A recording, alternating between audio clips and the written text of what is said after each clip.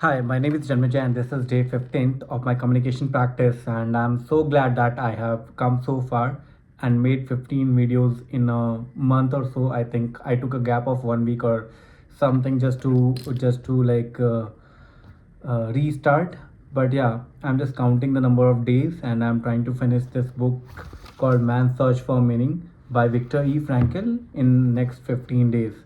I think it would not be that easy to cover everything, but I'll try to complete it. So this book basically was written in back in 1945 after the World War, and the author was basically a prisoner in concentration camp of Nazi Germany. He was placed in somewhere near Austria, Vienna, and he was a trained psychiatrist. So he has developed some theories regarding logotherapy, which is mentioned in the second part of the book, which will use the his experiences in the first part of the book as base to help us understand his theories. And yeah, I'll just start quickly so that I can cover it as much as possible. The attempt to develop a sense of humor and to see things in humorous light is some kind of a trick learned while mastering the art of living. Yet it is possible to practice the art of living even in a concentration camp. Although suffering is omnipresent, to draw an analogy, a man's suffering is similar to the behavior of a gas. If a certain quantity of gas is pumped into a chamber, it will fill the chamber completely and evenly, no matter how big the chamber is. Thus, suffering completely fuels the human soul and conscious mind, no matter whether the suffering is great or little. Therefore, the size of human suffering is absolutely relative. So, it's an interesting take on suffering. Yeah. It also follows that a very trifling thing can cause the greatest of joys.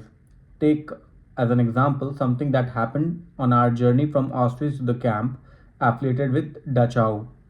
We had all been afraid of that our transport was heading for the Moschen camp.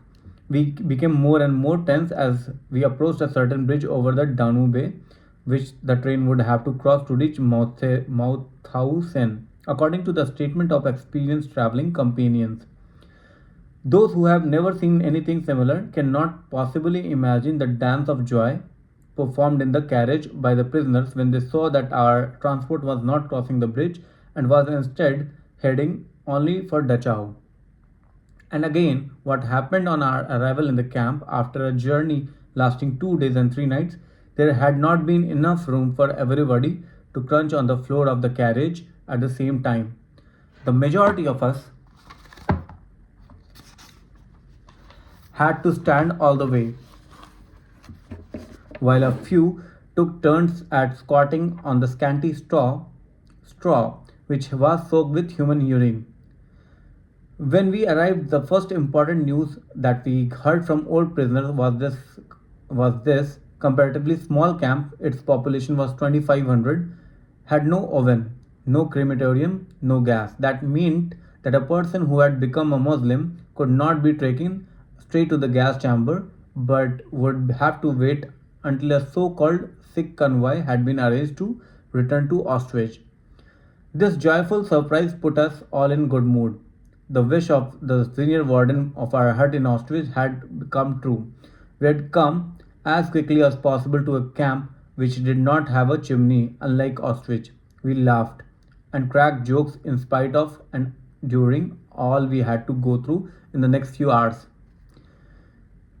When we new arrivals were counted, one of us was missing. So we had to wait outside in the rain and cold until the missing man was found.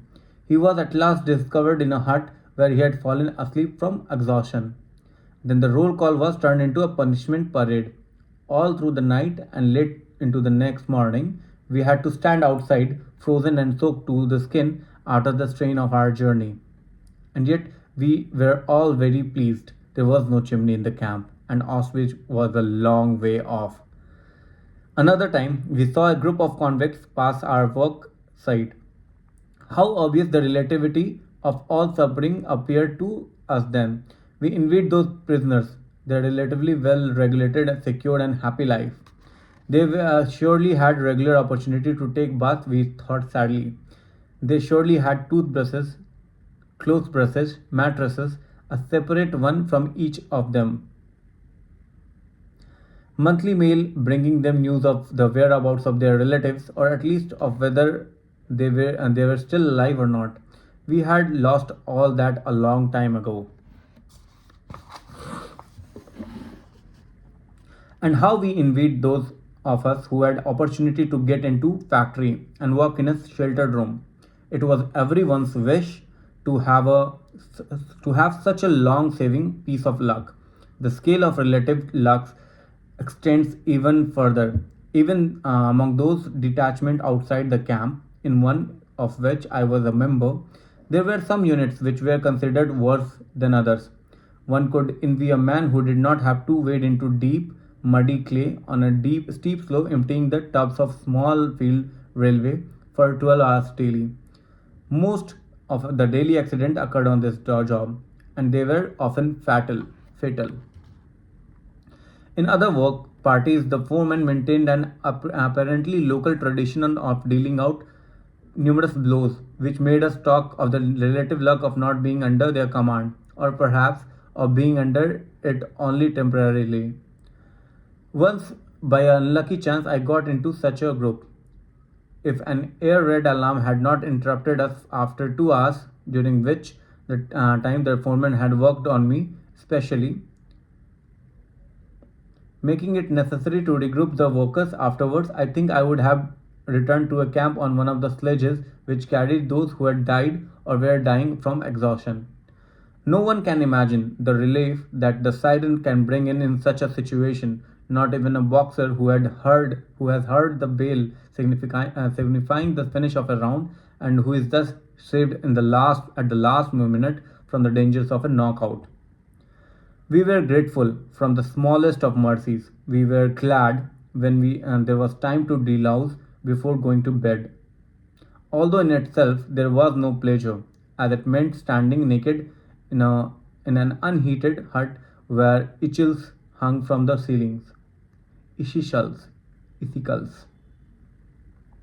But we were thankful if there was no air raid alarm during this operation and the lights were not switched off. If we could not do our job properly, we were kept awake half the night. The meager pleasures of camp life provided a kind of negative happiness, freedom from suffering, as Schopenhauer put it, and even that in a relative way only. Real positive pleasures, even small ones, were very few. I remember drawing up a kind of a balance sheet of pleasures one day and finding that in many past weeks I had experienced only two pleasurable moments. One occurred when on returning from work I was admitted to the cook house after a long wait and was assigned to the line of filling up to the prisoner's cook F. He stood behind one of the huge pans and ladled soup from the bowls which were held out to be him by prisoners, who hurriedly filled fast. And he was the only cook who did not look at man whose balls he was filling. The only cook who dealt with out the soup equally, regardless of recipient, and who did not make favorites of his personal friends or countrymen, picking out the potatoes for them, while the others got watery soup skimmed from the top. But it is not for me to pass judgment on those prisoners who put their own people above everyone else. Who can throw a stone at a man who favors his friend under circumstances when sooner or later it is question of life or death? No man should judge unless he asks himself in absolute honesty whether in a similar situation he might not have done the same. So here the author was talking about his journey in the camp where they were taken to a different camp away from the ostrich where there was no chimneys. No chimneys means no crematoriums, no gas, nothing. So the people who became Muslims, the ones who could not work, they cannot be sent to ostrich because it was far away, and they will be safe for some time, right? And that was the joy. And the author compares the grief or it's a relative thing. So like in a gas, if you threw a small amount of gas in a large chamber, it will fill up the chamber even if it is small or large. and that is why he's saying that, like gas, grief is also relative. So someone's grief, he can say that it is much lighter than the others.